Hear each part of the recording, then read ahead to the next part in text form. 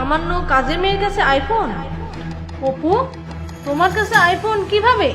হ্যাঁ ম্যাডাম, এটা আমারই ফোন। তাহলে তুমি এখানে কাজ কেন করো?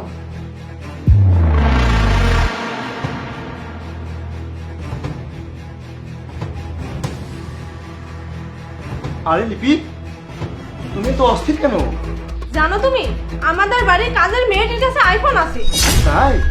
আমার কি মনে হয় জানো, আমাদের বাড়ির সামনে একটা বড় বাড়ি আছে না, ও ওই বাড়িতেও কাজ করতে যায়। আমার মনে হয় ওই বাড়ির মালিকের সাথে ওর চক্কর আছে, আর ওই মালিকই ওকে আইফোনটা দিয়েছে।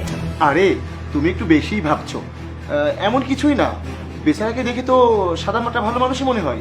তুমি তো বলবে বাদ দাও, তুমি কি আজ পর্যন্ত আমার কোনো কথা সিরিয়াসলি নিয়েছো? আরে আমি তো সবসময় তোমার কথাই শুনি। হ্যাঁ যাও যাও, তুমি আবার ওকে আইফোন কিনে দাওনি তো?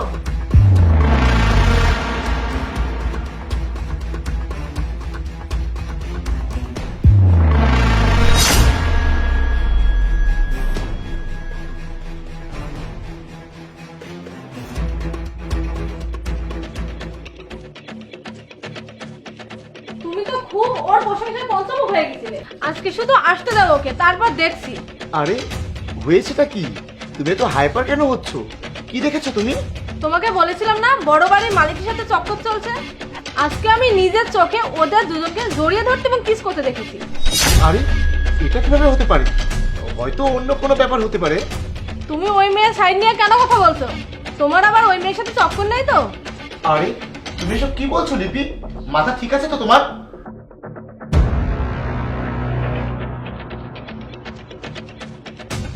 চলে এসেছিস মুখ পুড়িয়ে? কি বলছেন ম্যাডাম? কি এমন করেছি আমি? বেশি সতী সাবিত্রী হওয়ার প্রয়োজন নেই। আমি আজকে নিজের চোখে দেখেছি ওই প্রতিবেশীর সাথে তোর রাসলীলা করছে। ম্যাডাম, আপনি ভুল ভাবছেন। চুপ কর তুই, আমি ভুল বুঝছি? তাহলে তুই কেন ওর সাথে গলা জড়িয়ে বেড়াচ্ছিলি? আজকে যখন আপনি সব সত্যিটা জেনেই ফেলেছেন, তাহলে আমি আপনাকে সব সত্যি কথাটাই বলি। আসলে ওইটা আমার বাড়ি, আর উনি আমার স্বামী। কি? উনি তোমার স্বামী? তাহলে তুমি এখানে কাজ করতে এসেছো কেন? আসলে 6 মাস আগে ওনার অনেক বড় একটা অসুখ ধরা পড়ে, এজন্য ওনার চাকরিটা চলে যায়, আর আমাদের সব সম্পত্তি ওনার চিকিৎসাতেই শেষ হয়ে গেছে। দেখো, তোমাকে আমি বলেছিলাম না অপু খারাপ না। সরি, আমার বুঝতে ভুল হয়েছে, প্লিজ আমাকে মাফ করে দিও। একটু দাঁড়াও, আমি আসছি।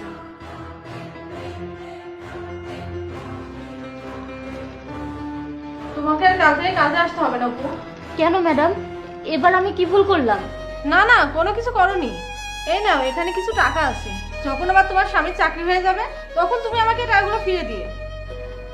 ম্যাডাম, আপনার মতো মানুষ এই দুনিয়াতে খুব কমই পাওয়া যায়। আমি আপনার এই উপকারের কথা কখনোই ভুলবো না। আপনাকে অনেক ধন্যবাদ।